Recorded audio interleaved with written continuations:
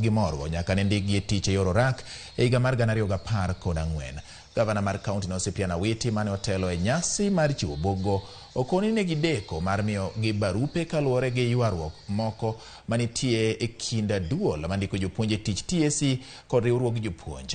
Okoni jopuonj mag ECD koro biro yudo sachgi mana kaka ondiki e barua ma omigino.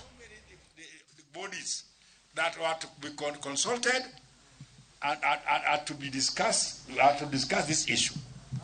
That's why it took too long. But I thank God, wherever we went for a meeting at the Council of Governors, I was very clear in my meetings that I was asking, when are we confirming the ECD teachers? Because at the end of the day, in America and in India, the most important teacher is the ECD teacher. Because these are the people that try to mold a child from nowhere. And you know, to mold a child and nurture it is not easy.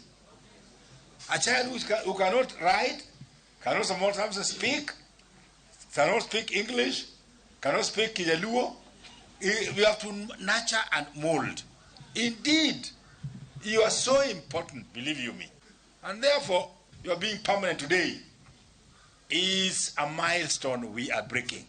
Today, I'm among the happiest people in this county and even beyond. Because if there is a war I have helped to fight, is to confirm the teachers seated here today.